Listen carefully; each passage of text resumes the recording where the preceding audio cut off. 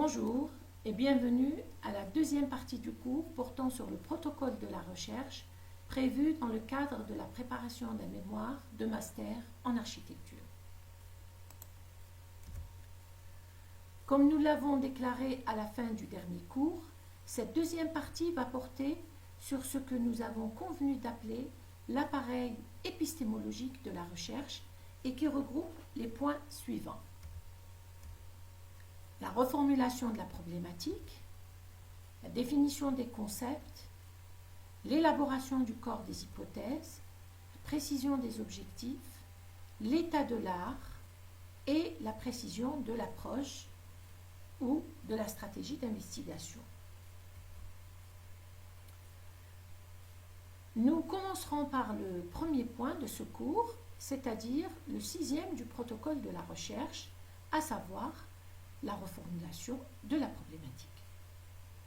Comme nous l'avons souligné lors du dernier cours, la problématique préliminaire, formulée généralement à travers une question, décrit grossièrement le problème sur lequel l'étudiant envisage mener une recherche. Les premières lectures, les premières investigations et les premières observations lui permettent de mieux cerner ce problème. La reformulation de la problématique vise ainsi plus de précision. Elle se présente généralement sous forme de questionnement, c'est-à-dire un ensemble de questions dont chacune d'elles cible un aspect particulier du problème. Donc nous passons d'une problématique préliminaire qui est grossièrement formulée à une problématique composée d'un questionnement, c'est-à-dire un ensemble de questions qui sont plus détaillées et qui renvoient vers plusieurs aspects du problème. À partir de la présentation du thème sur les grands ensembles, nous avons formulé trois problématiques préliminaires correspondant respectivement à trois objets d'étude. Rappelons donc rapidement ces problématiques, la première, la seconde et enfin la troisième, que j'ai mis en surbrillance parce que c'est elle sur laquelle on va continuer, on va poursuivre donc les exemples qui nous permettent d'étayer les différents points composant le protocole de la recherche.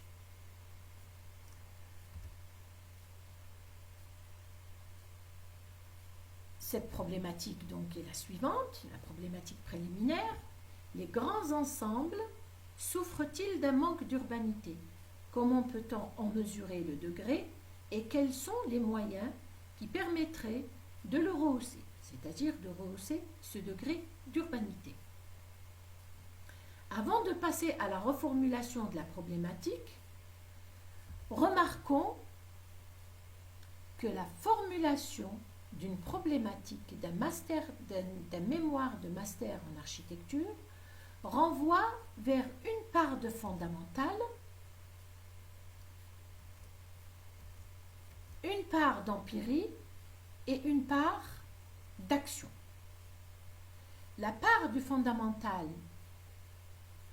dans ce cas, va être donc une recherche sur l'urbanité et le degré d'urbanité, qui va constituer donc l'objet de la recherche théorique.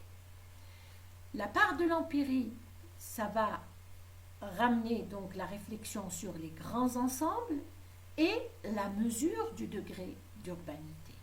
Donc nous sommes en plein dans la réalité. Et donc elle va appeler un sujet de l'analyse et de l'enquête.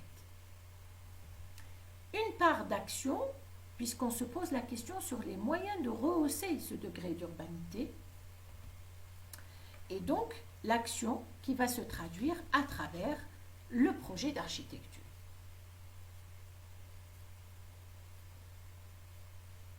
Il est important de souligner qu'un mémoire de master en architecture doit comporter ces trois éléments. Le processus n'étant pas linéaire, ça c'est certain, nous l'avons déjà souligné lors du dernier cours. Seulement, il faudrait que dans chaque mémoire, il y ait une part du fondamental, de l'empirie et de l'action.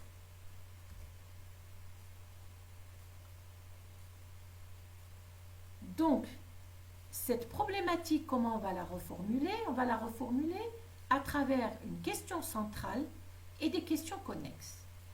La question centrale va être la suivante. L'urbanité dans les grands ensembles se traduit-elle à travers un certain nombre de critères? On va voir pourquoi on l'appelle centrale. Et là, on va cibler les critères d'urbanité. Les questions connexes vont être, donc, premièrement, l'urbanité dans les grands ensembles serait-elle perçue différemment par les différentes catégories sociales? Genre, génération, CSP, c'est-à-dire catégorie socio-professionnelle, niveau d'instruction, etc. Et là, on se pose la question, est-ce que toutes les catégories sociales ont la même représentation de l'urbanité? Deuxième question, la représentation de l'urbanité dans les grands ensembles ou dans l'habitat collectif d'une manière générale change-t-elle d'une société à une autre? Là, on se pose la question sur l'universalité de la question de l'urbanité ou pas. Est-ce qu'elle est universelle ou alors elle change d'une société à une autre? La troisième question, la question de l'urbanité dans les grands ensembles change-t-elle à travers le temps? Là, nous sommes dans une vision dynamique, dans une approche diachronique. Est-ce que l'urbanité a la même signification, la même représentation à n'importe quel moment ou est-ce qu'elle change à travers le temps? La dernière question, le degré d'urbanité dans les grands ensembles, lorsqu'il est assez important, permet-il aux habitants de développer un sentiment d'appartenance à leur cité et de pouvoir s'y identifier? Là, on se pose la question de l'importance de l'urbanité dans une société. Nous pouvons considérer que la problématique ainsi élaborée est arrivée à maturité. Elle constituera tout au long de la recherche la boussole de l'étudiant. C'est sa boussole, c'est-à-dire qu'il va chercher par rapport aux questions qu'il s'est posées. C'est ça l'importance et le rôle d'une problématique. Donc, on va voir la question du rapport de la problématique avec l'option. Et là, on va essayer d'observer donc la formulation de la question centrale, qui est éminemment urbaine. Elle appelle l'échelle urbaine, l'échelle architecturale, géométrique, dimensionnelle, de visibilité et de programmation. Pourquoi est-ce que cette question centrale renvoie-t-elle vers cette dimension urbaine ou cette approche urbaine? Tout simplement parce que nous nous sommes situés en amont, au départ, sur l'approche du projet urbain. Et là, on voit l'importance de l'approche. Lorsque l'approche est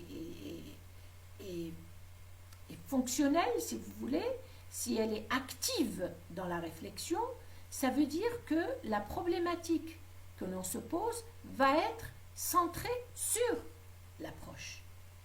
Et c'est pour ça qu'il y a là une question centrale.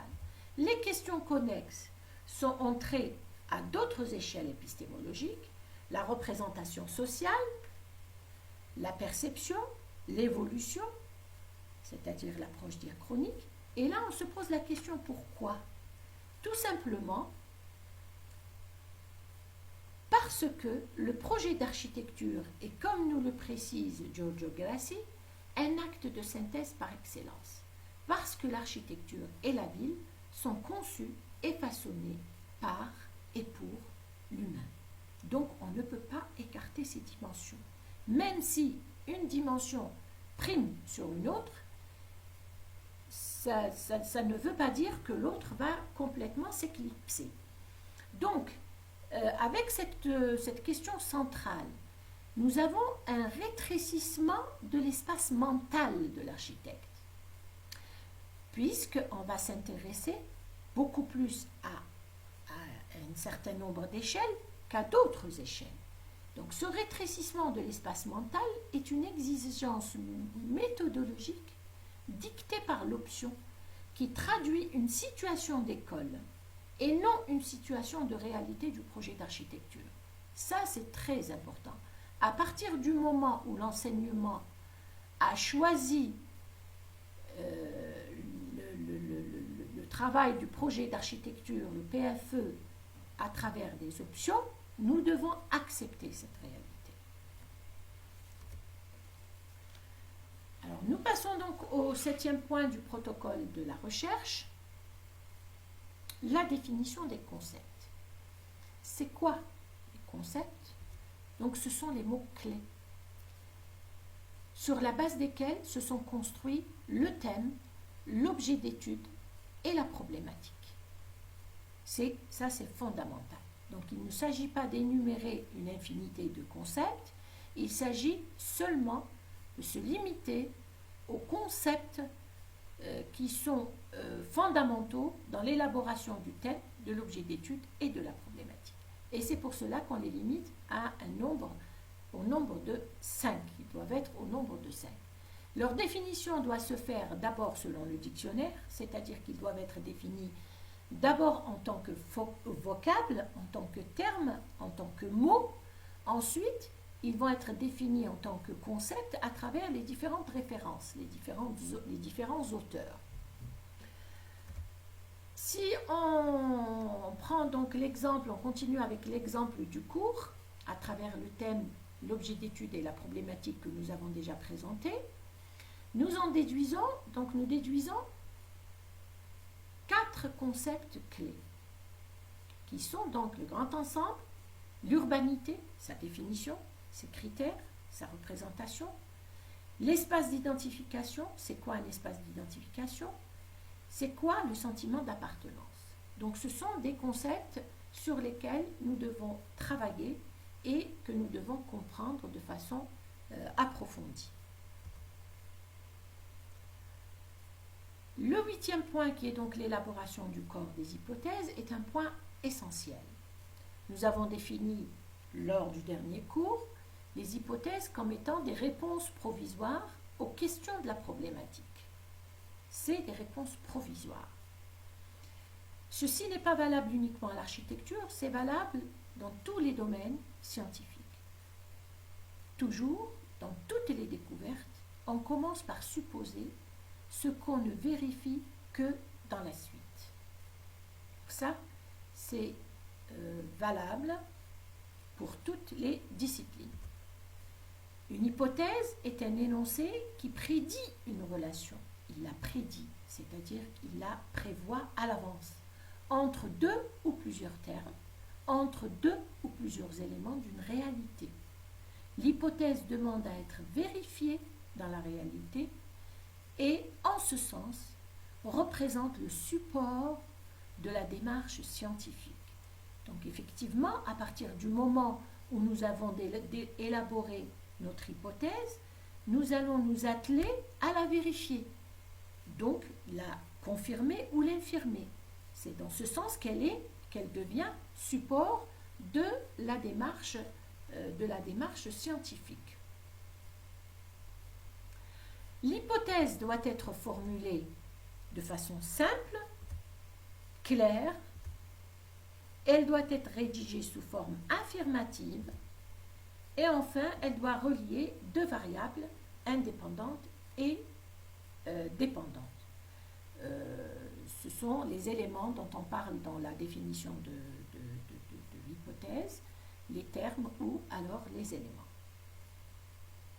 Nous allons voir cela concrètement à travers les exemples. Donc nous poursuivons l'explication par les exemples. Et là, on rappelle donc le questionnement, la question centrale de notre exemple sur les grands ensembles.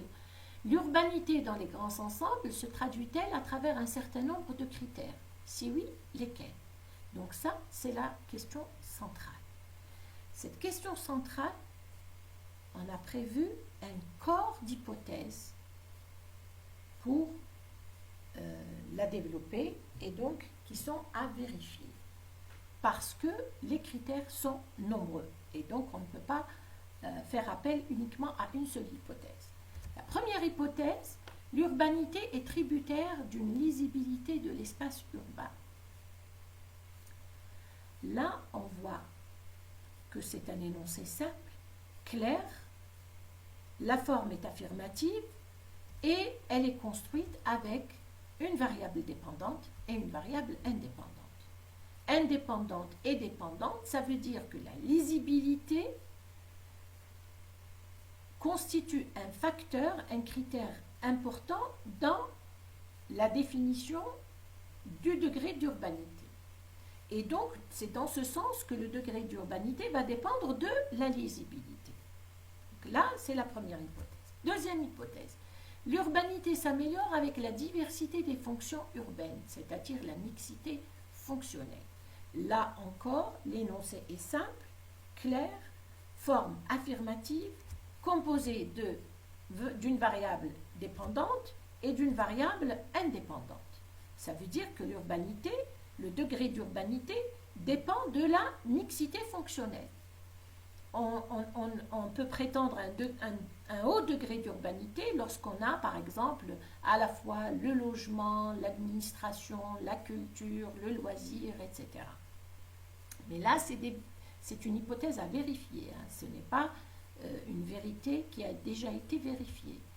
L'urbanité s'améliore par la reconnaissance de la place de chaque individu dans la ville, c'est-à-dire la mixité sociale. Là encore, nous avons un énoncé clair, simple, forme affirmative, composée d'une variable dépendante et d'une variable indépendante. Et là encore, l'urbanité va dépendre de la mixité sociale, c'est-à-dire on n'a pas une seule catégorie de personnes qu'on retrouve dans cet espace. On va trouver des hommes, des femmes, des enfants, des ouvriers, des promoteurs, etc. Donc l'urbanité, elle va dépendre de cette mixité sociale. Donc là, nous avons élaboré les hypothèses, et si on suit les variables, on observe les variables indépendantes, nous allons recenser la lisibilité, la mixité sociale, la mixité fonctionnelle. Et là, ces trois variables indépendantes méritent à leur tour d'être définies à travers d'autres critères. C'est quoi la lisibilité? Si on dit que l'urbanité dépend de la lisibilité, en fait, la lisibilité, comment elle est définie? Même chose pour la mixité sociale, même chose pour la mixité fonctionnelle. Donc nous allons continuer avec l'exemple de la lisibilité pour mieux comprendre par quoi se définit la lisibilité. Parce que je dois définir la lisibilité. Si je ne définis pas la lisibilité, l'urbanité est dépendante de la lisibilité, ce qui fait que je ne pourrai pas définir l'urbanité non plus. Donc, la lisibilité, on va faire des recherches et on arrive à ces postulats. 1. La lisibilité d'un espace urbain est tributaire de la géométrie. La lisibilité d'un espace urbain est tributaire de la hiérarchie des voies. Donc la hiérarchie, elle rend l'espace beaucoup plus lisible. La lisibilité d'un espace urbain est tributaire de la clarté du statut de chaque espace. Espace privé, espace public, il faudrait que les choses soient claires. Donc nous constatons que cette recherche la première recherche sur l'urbanité, elle va appeler un autre niveau de recherche qui est celui portant sur la lisibilité. C'est pour cela qu'on pourrait déclarer que la recherche est en fait un processus à la fois patient et passionnant. Si l'on est méthodique, si on est exigeant dans notre recherche et on est sérieux, on finit par apprendre et connaître énormément de choses.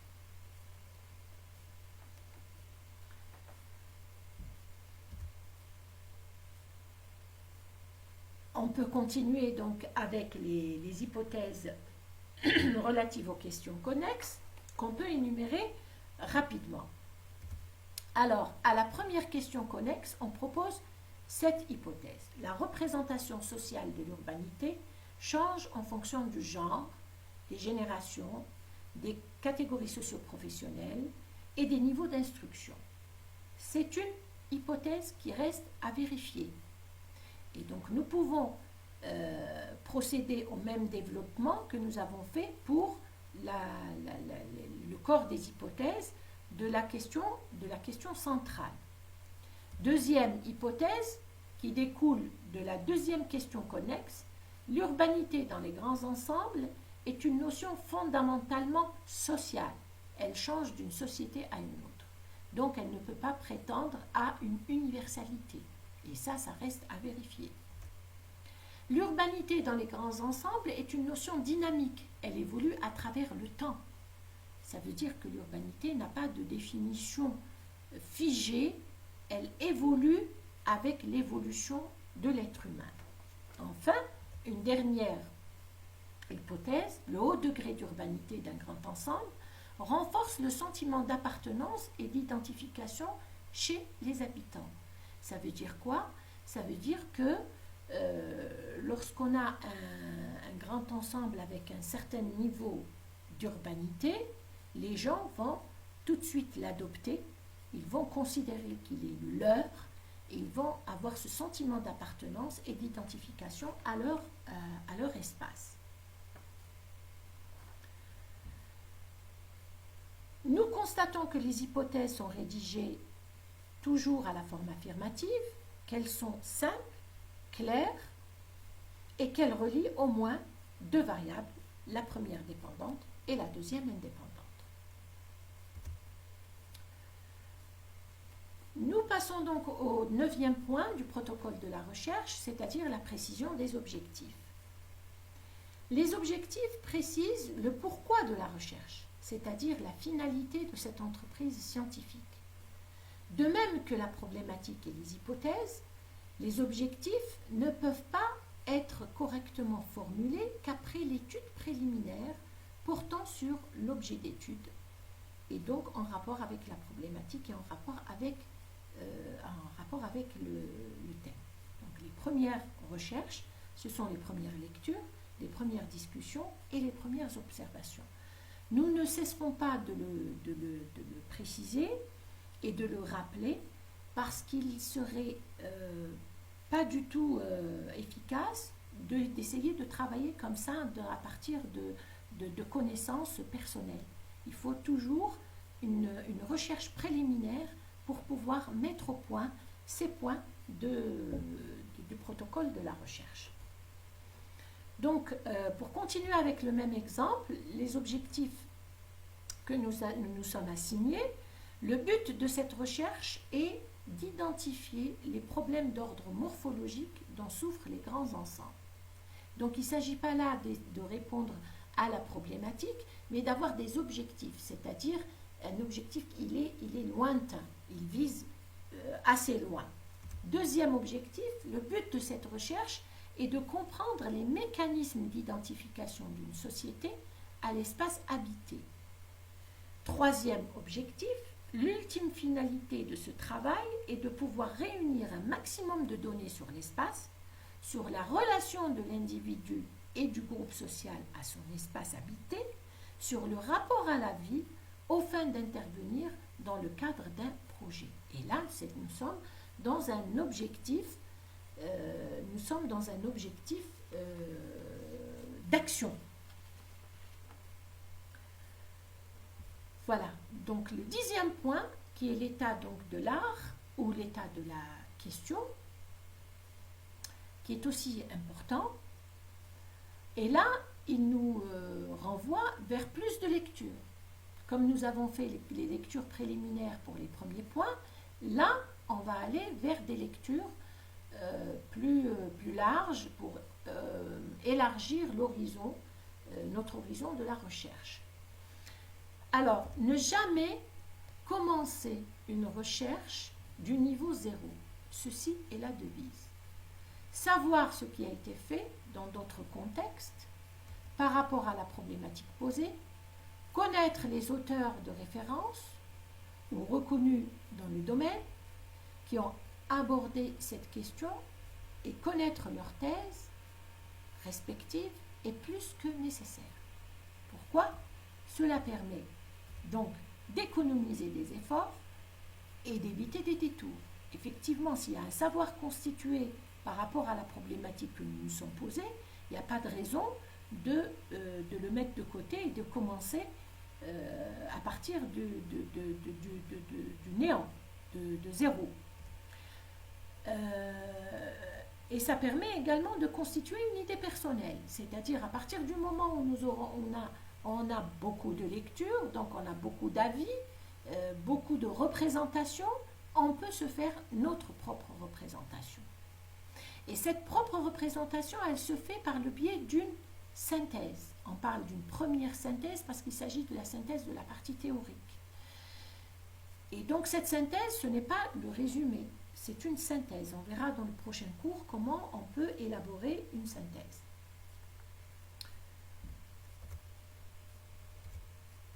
Et là, elle permet également de constituer les critères d'analyse qui vont définir notre grille d'analyse. On parle ici de critères d'analyse spécifiques, c'est très important.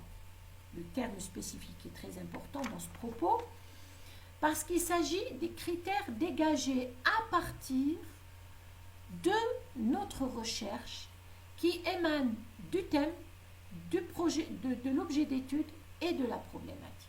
Donc il ne s'agit pas d'emprunter une grille d'analyse à un camarade.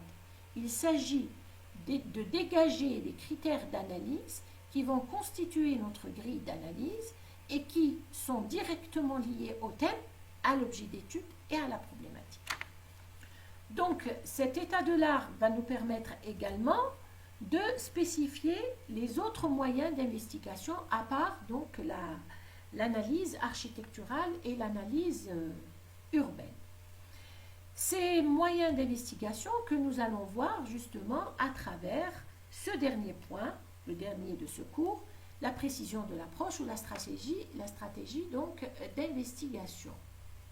Arrivé à ce stade de la recherche, l'étudiant aura en principe atteint un degré de maturité qui lui permet de décider des autres moyens d'investigation en plus de l'analyse de cas architecturaux et urbains. Des moyens qui lui permettent de vérifier les hypothèses et apporter des éléments de réponse à la problématique. On a donc l'analyse des cas, le questionnaire, l'entretien, la simulation, la réalité augmentée et d'autres moyens qu'il jugera importants pour mener à bien cette recherche. Alors on va continuer toujours avec le même exemple à partir de la problématique de la question centrale.